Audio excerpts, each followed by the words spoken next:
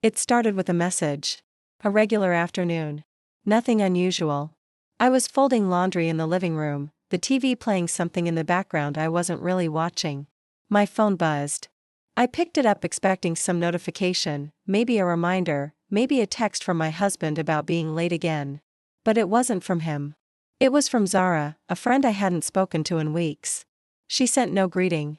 No explanation. Just a screenshot. I opened it and froze. It was a picture posted on someone's Instagram story. There was my husband, very clearly him. Same jacket he left the house in this morning. He was sitting at a cafe table, smiling slightly, hands wrapped around a coffee cup. Across from him was a woman, someone I recognized vaguely, Layla. We'd seen her at a couple of mutual gatherings years ago. Friendly, but not close. But it wasn't the photo that got me. It was the caption she had written over it. My love red heart, 2 words. A heart emoji. Posted publicly. No tags, no blurs, no attempt to hide. I blinked. Looked at the timestamp. It had gone up 27 minutes ago. I checked the last message my husband had sent me. Meeting ran long. Grabbing coffee now. Might be late. Love you. Sent exactly at the same time. So while I was assuming he was in some boardroom or conference room, he was sitting across from another woman, letting her call him my love for the world to see. And he didn't even flinch. He didn't hide. He smiled for the picture. I sat very still. The photo stayed open on my screen for a while. I didn't reply to Zara. I didn't send it to him. I didn't even save it. I closed the app. Set the phone down. And I kept folding laundry. Shirts. Pants. Socks. His clothes. My clothes. All neat. All folded. I didn't feel anything in that moment, not rage, not heartbreak. Just clarity. This was the moment. The one that changes everything without a single sound. That evening, he came home around 8. On time, as usual. He kissed my cheek and put down his bag like always. Told me about traffic, then asked what was for dinner. I served him. We sat across from each other. He talked. I nodded. He spoke about his boss being difficult. Said he skipped lunch because of meetings. Said the coffee shop line was long. He was building the lie even without knowing he had been caught. I watched him eat. The same hand that held another woman's attention earlier was now picking at the salad I had made. And I still said nothing. That night, we watched a show together. He sat close. Laughed at the screen. I sat beside him and wondered how long it had been going on. When did she go from acquaintance to something more? When did he stop seeing me? I lay beside him in bed as he drifted off to sleep. He snored softly, unaware that I was wide awake beside him. My mind was working through options. Should I confront him? Ask questions? Get the truth out in the open? And then what? He'd lie. He'd apologize. He'd twist it. Maybe he'd say she was joking. Maybe he'd say it was a misunderstanding. Or worse, he'd admit it, but say it meant nothing. That night, I made my decision. I wasn't going to fight. I wasn't going to demand answers. I wasn't going to wait for another explanation wrapped in lies. I was going to leave. Quietly. No drama. No warnings. No accusations. Just silence. The next morning, while he showered, I opened my laptop and began planning. I looked at rental listings in a different city. I checked train routes. Researched furnished apartments. Opened a separate bank account in my name. I made copies of important documents, birth certificate, ID, financial records. I backed up personal photos onto a drive. Deleted everything from the shared cloud storage. Over the next few days, I pretended. I packed his lunch. Listened to his work stories. Answered when he spoke. But mentally, I was no longer there. I was already gone. He didn't notice. He smiled at me like nothing had changed. He still kissed my forehead every night. And that told me everything. He was so confident I wouldn't leave that he didn't bother to be careful. He didn't even think he needed to hide it anymore. By Friday, I had everything ready. A furnished rental was available in a quiet coastal town. I booked it for 3 months. Paid in full. No deposit return required. I reserved a one-way train ticket for Sunday. That weekend, he said he had to travel for work. Some late meeting on Saturday and an overnight stay. I smiled and told him to take care. Wished him good luck. When he left, I didn't look back. As soon as the door closed behind him, I moved fast. I packed only what I needed. Essentials. One suitcase. One backpack. I left my wedding ring on the nightstand. Left no note. No hint of where I was going. I turned off my phone and dropped it into the kitchen trash. Walked out of that apartment and didn't turn around once. By the time he returned, I would be gone. No message. No fight. No goodbye. Just silence. And this time, silence wouldn't mean I was okay. It would mean I had finally chosen myself. The train ride was long and quiet. I sat by the window, watching the scenery change as the city disappeared behind me. No one knew I was gone. No one asked. I left no note, no clue. Just an empty apartment and a ring on the table. I had chosen a town 3 hours away. Small, coastal, quiet. The kind of place no one would think to look. No connection to my past. No familiar faces. That's what I needed, distance, both physical and emotional. When I arrived, the air smelled different. Sea salt and stillness. I took a taxi to the furnished rental I had already paid for. It was a small studio above a flower shop. The landlady handed me the key and asked no questions. Perfect. I unpacked the basics. A few clothes. Toiletries. Important documents. A prepaid phone with no contacts. I didn't call anyone. Didn't explain. Didn't check my husband's social media. I didn't want to know if he noticed I was gone. It didn't matter. That evening, I walked to the grocery store. Bought bread, milk, and tea. Made a sandwich. Ate in silence at the tiny kitchen counter. There were no flowers on the table. No TV playing in the background. No notifications lighting up my phone. And for the first time in a long time, no noise inside my head. I went to bed early.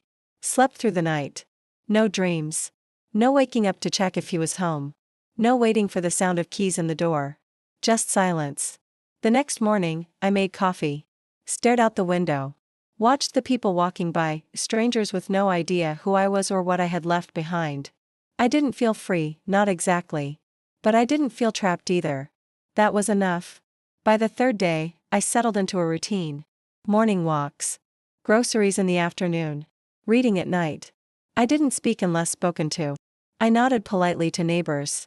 No one asked personal questions. That suited me. Back in the city, I imagined him coming home. Unlocking the door. Calling out my name. Seeing everything gone. No shoes in the entryway. No dinner on the stove. No one waiting for him. Maybe he panicked. Maybe he tried to call. My phone was gone. The number was dead. Even if he tried every contact I had, no one could help him. I told no one. Not even Zara. Because this wasn't about making a point. This was about disappearing on my terms. He thought I'd break down. That I'd scream. That I'd beg for answers. He thought I'd ask why. But I wasn't interested in why. Why didn't change the fact that he let another woman claim him online. That he didn't even try to hide it. That he went about life like nothing was wrong. That kind of man didn't deserve explanations. So I gave him nothing. No message. No fight. No closure. He didn't earn it. And I didn't need it. I had spent years thinking silence would fix things. That if I stayed calm, patient, supportive, he would come back to me fully. But some people don't come back. Some people leave while pretending to stay. And one day, they stop pretending. He had made his choice. I was just making mine. A week passed. Then two. I opened a small account at a local bank. Started applying for part-time jobs. I wasn't looking to build a life. Just enough to stay afloat. I found work at a small bookstore. It was quiet. No questions. Just alphabetizing shelves and ringing up paperbacks. In the evenings, I made simple meals. Pasta. Soup. Rice and vegetables. I stopped thinking about what he might be doing. I didn't care who he was texting. I didn't wonder if he missed me. Because even if he did, it was too late. He had disrespected me in a way that couldn't be undone. Not with apologies. Not with flowers. Not even with honesty. Some lines, once crossed, aren't fixable. I had given him everything. Years. Loyalty. Trust. And he had handed my dignity to someone else with a smile. So now I lived with less comfort, less security, but more peace. And peace, I realized, was worth more than staying married just to wear a ring. I kept to myself. No online presence. No pictures. No names. Just routines. No one here knew I was someone's wife. And that was fine with me. A few people smiled when I passed by. The flower shop owner left small bouquets outside my door on weekends. A quiet act of kindness. No questions asked. Each day felt a little more like mine. I didn't know what the future would look like. I didn't have a plan beyond this month. But I wasn't waiting anymore. Not for answers. Not for apologies. Not for someone to come and make things right. I was enough to leave. And that was enough to start over. 3 weeks passed before I saw a familiar name again. It came through an email to the account I barely checked. The subject line was just my name, in all caps. Sent from a Gmail address I recognized. It was from Zara. No hello. No context. Just a question, where are you? He's losing his mind. I stared at it for a while. Didn't open it. Didn't reply. I didn't need to hear how he was feeling. His guilt, his regret, none of it mattered now. He hadn't cared enough to protect our marriage when it was still standing. I wasn't going to care now that it was already gone. I closed the tab. Powered off the laptop. Went downstairs and bought eggs and rice from the shop on the corner. The world kept moving, even if he had just realized I was gone. That was the difference between us. He thought silence was a pause. I knew it was an ending. At work, I stocked books and dusted shelves. Customers came and went. Most days were slow. I liked it that way. No one there knew I was missing from anyone's life. No one looked at me like I was supposed to be somewhere else. And I never mentioned him. Never used the word husband. He became like a file I'd closed. Tucked away. Still existing somewhere, but no longer open in front of me. On the 4th week, I got another message. This time from a number I didn't recognize. Please. Just tell me you're safe. I deleted it. No reply. He didn't deserve reassurance. Not after handing my place in his life to someone else with zero hesitation. He didn't protect my heart when it mattered. Now I wouldn't protect his peace of mind. I wasn't trying to hurt him. I just wasn't available anymore. And the more days that passed, the less I thought of him. My mornings were predictable. Wake up. Shower. Coffee. Walk to the store or work. Evenings were quiet. Sometimes I sat on the porch and listened to the wind. No one texted. No one asked questions. That was exactly what I wanted. There's a freedom in being forgotten by the wrong person. One night, while folding clothes, familiar action, different setting, I thought about the last thing he ever said to me. It wasn't anything special. Just a quick love you, see you Sunday. He said it out of habit. The same way someone says, bless you, when you sneeze. And that was what hurt the most, not the betrayal, not the other woman, not the caption. It was the ease with which he lied. How natural it was for him to live 2 lives. How confident he was that I'd always be there, no matter what. That's why I left without saying a word. He never expected silence from me. He expected a reaction. A fight. A dramatic scene. He didn't get one. He got absence. He got stillness. He got nothing. Because sometimes, the loudest thing you can do is walk away without looking back. I changed my phone again. Just in case. I didn't want messages from anyone who knew him. Or me. Or both. I didn't want updates. I didn't want people trying to mediate. Trying to tell me he was sorry. Trying to tell me he missed me. Trying to convince me it wasn't what it looked like. Because it was exactly what it looked like. He was at a cafe. He was with her. She called him my love. He smiled. That's all the information I needed. Every time someone tells you there's more to the story, remember, not all stories need a sequel. Some are better left closed. I focused on the present. Found a new routine. Started helping the flower shop owner on weekends. She needed help carrying supplies. I had time. She gave me free bouquets. Sometimes just greens. Sometimes white roses. I put them in a jar on the table. They lasted a week. Then I replaced them. Like everything else in my life. Old things went. New things took their place. No explanations. Just movement. One evening, the bookstore owner asked if I wanted more hours.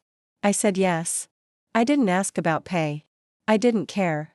More time at work meant less time remembering. Some days, I forgot him completely. Not forever, not entirely. But enough. Enough that I could walk through the market and not think about what he would like to eat. Enough that I could lie down at night without imagining him beside me. Enough that his name didn't echo in my head every hour. This was the healing no one applauds. Quiet. Unseen. Steady. No social media quotes. No journaling. No drama. Just one decision followed by another, followed by another. Leaving. Staying gone. Starting over. Not out of spite. Not out of strength. Just because I had finally accepted the truth. Some people don't come back. And some people don't deserve to be followed. It took almost 2 months before someone recognized me. I was stocking shelves in the bookstore when a woman walked in, holding a paperback and looking lost. She wore sunglasses and carried a designer bag too polished for a town like this. She asked about a title we didn't carry. I offered to order it. She hesitated, then said my name. Not the shortened version I use now, but my full name. The one only people from my past life knew. I paused. She pulled down her sunglasses. It was Sana. A mutual friend of my husband and me. Acquaintance more than close friend, but close enough to know details. I didn't react. Just nodded and asked, "Need the book shipped or picked up?" She looked shocked. Like she couldn't believe it was me behind the counter, arranging novels alphabetically and wearing a plain apron. "You just disappeared," she said, voice low. I said nothing. "Everyone was worried," she continued. "He's been looking for you. Says he hasn't eaten properly in weeks. He's not okay." I nodded. Not in agreement, just acknowledgement. She looked at me like I was supposed to respond. Like I owed her an answer. But I didn't. Because when I was hurting, none of them noticed. When I was being slowly erased from my own marriage, no one asked questions. When I needed space, no one offered it. But the second I took control and walked away, suddenly everyone had opinions.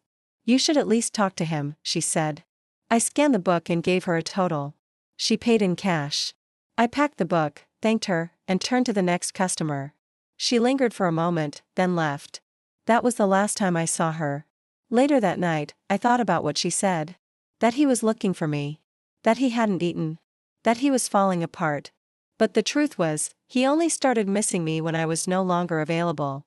He had chances. He had time. He had choices. And he chose another woman. Publicly. Openly. He chose her while I was still in the picture. So now he could live with that. People always act like regret deserves a response. It doesn't. Regret is a delayed realization. And I wasn't waiting around for him to wake up anymore. That night, I sat at my table, a small dinner in front of me, boiled rice and eggs. Simple. Quiet. I thought about how different life looked now. No one to check in with. No one to cook for. No one to answer to. And no one to disappoint me. That was worth something. The next morning, I opened the shop. Swept the floors. Logged into the register. Routine helped. It replaced the noise. People came in, browsed, left. Some asked about books. Some didn't speak at all. One woman bought 3 crime novels and left without saying a word. I respected that. The less said, the better. I worked my shift, then helped the flower shop next door carry boxes. The owner was older, kind. She paid me in snacks and tea. I didn't mind. She told me once, "You don't say much." That's rare. I nodded. Not much left to say. She didn't press. Some people understand silence better than conversation. Back in the apartment, I showered, cleaned, and made a cup of tea. My phone, an unlisted number with only one contact, the flower shop, stayed quiet. I never used it for social media. Never checked his profiles. Never searched her name again. Because I didn't want to know. Knowing wouldn't change anything. I didn't care if they were still together. Didn't care if she had replaced me in every way. She could post him every day if she wanted to. He had made himself available to be claimed. That wasn't my responsibility anymore. The only thing I was responsible for now was myself. And I was learning how to live without constant apology. Without shrinking. Without hoping to be seen.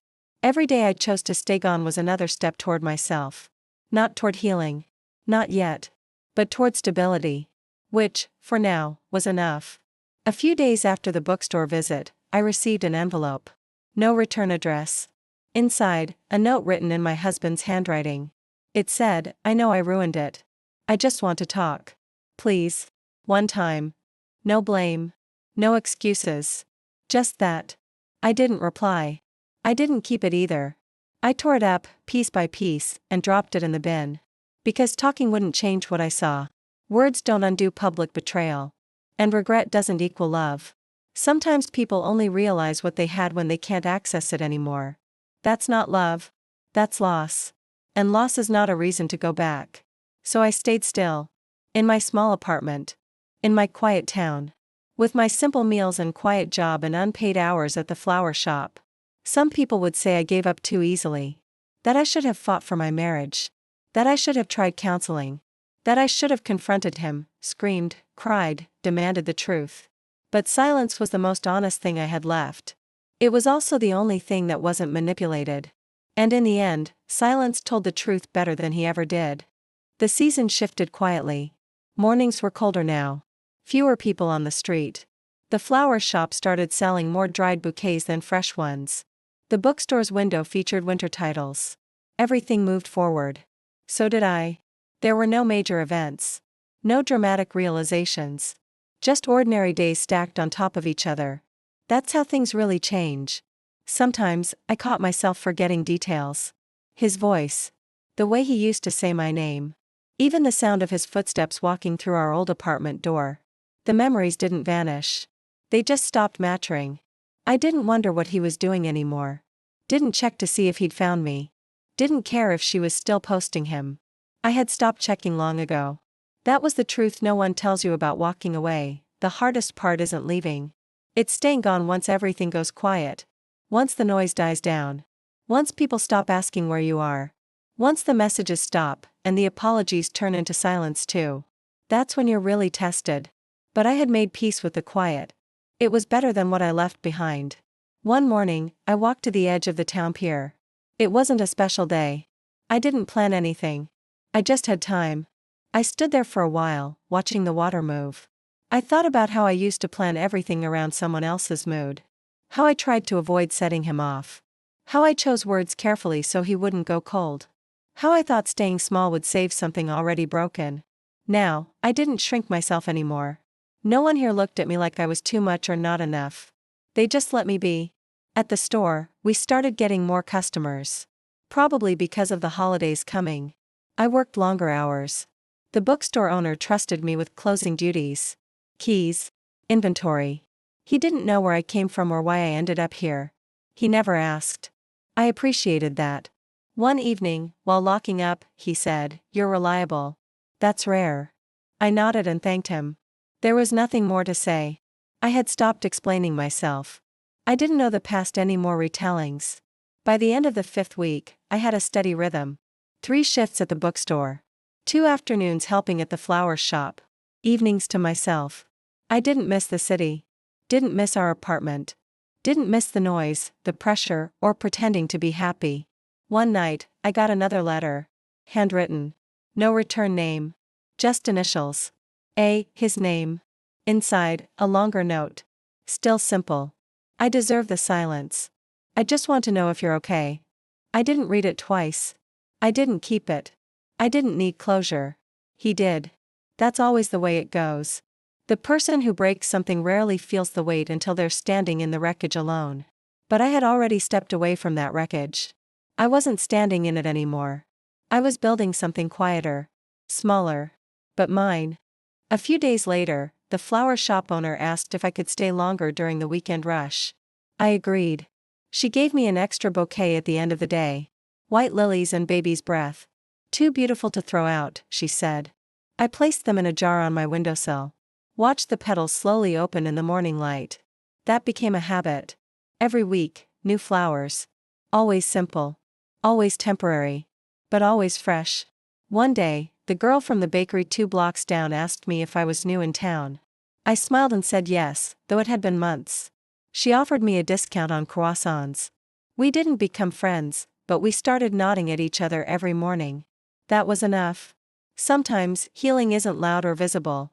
It's not big milestones or dramatic transformations. It's just a quiet return to yourself. Waking up without dread. Going through a day without explaining. Sleeping without feeling small. I wasn't waiting for anything anymore. Not a call. Not a message. Not an apology. He could keep writing letters if it helped him. But I wasn't reading them. I didn't want to open that door again. Because once you let someone choose someone else while still calling you wife, you don't go back. Not if you've learned anything. And I had. I had learned what it meant to be invisible in your own relationship. What it felt like to be replaced before you even had a chance to react. What it meant to disappear, not because you were lost, but because it was the only way to be found. The town wasn't special. My life wasn't glamorous. But I was in control of it now. And for the first time in years, I wasn't surviving, I was simply living. No one had to know what I left behind. And I didn't need anyone to understand it. Some stories aren't meant to be shared. They're meant to be closed, quietly, with no need to reopen. Time kept moving. Winter came. Then spring. The sea didn't change much. Still loud in the distance. Still calming in the morning. I stayed. Some days were harder. Others passed without much thought. But none of them were filled with regret. I didn't go back. I didn't reach out. I didn't ask what he was doing, where he was, or who he was with. Because once you leave without saying a word, going back means justifying that silence. And I didn't owe anyone an explanation. By the time March arrived, the bookstore offered me a permanent role. I accepted. It came with a small raise and more hours. It wasn't ambitious work. But it was consistent. It kept my hands moving and my mind still. The flower shop still sent me home with leftovers on weekends. The girl from the bakery still gave me discounts. People had accepted me into the rhythm of the town, quietly, without fanfare. They knew just enough. That I liked black tea. That I never stayed out late. That I read nonfiction more than novels. They didn't know who I used to be. Who I left. Or how I arrived here. That was fine with me. One afternoon, while organizing a delivery at the shop, I saw a customer holding a book about marriage repair. He looked like he didn't know why he picked it up. We didn't speak. He bought it and left. I didn't judge. Some people stay. Some people try again. Some people fix what's broken. I didn't. Not because I didn't believe in second chances. But because mine had already been spent. He used them all. Silently. Carelessly. And by the time he realized he needed me, I was already done waiting. That's what people don't understand about quiet people. Just because we don't react doesn't mean we aren't watching. We just choose our moment carefully. And sometimes, our moment is when we walk away without making a sound. I kept working. Kept waking up early. Kept my space clean. Kept my number unlisted. Nothing dramatic ever followed. There were no confrontations. No accidental run-ins. No emotional breakdowns. He never found me. Or if he did, he respected the silence I left him with. That part, I'll never know. Because I never checked. I stopped opening unknown numbers. Stopped looking up his name. Stopped thinking about what I would say if I ever saw him again. I had no speech planned. No closure rehearsed. The truth was simple, he had a choice. He made it. And I responded. Not with tears. Not with revenge. But with distance. I never told anyone the full story. People in town just assumed I came for a fresh start. They weren't wrong. Though I didn't feel new. I just felt unburdened. Some days I missed the version of myself who believed people always meant what they said. But I didn't miss being her. Because she waited too long. Hoped too much. Stayed too quiet for the wrong reasons. Now I was quiet for myself, not for someone else's comfort. Months passed. I turned off the calendar reminders for anniversaries. Deleted our photos from old devices. Gave away the last scarf he ever bought me. It was nothing personal. It was just necessary. I no longer wanted pieces of a life that ended without warning. Because the truth was, there were signs. They were just subtle. Piled under everyday routines. Hidden in tone shifts and delayed replies. I saw them. I just didn't act. Until one picture forced me to. A picture I didn't ask for. A caption I didn't expect. And a reaction I never gave. He thought I'd explode. He thought I'd fall apart. But all I did was disappear. That's what stayed with him. And if he ever speaks of me, I'm sure he says, she just left.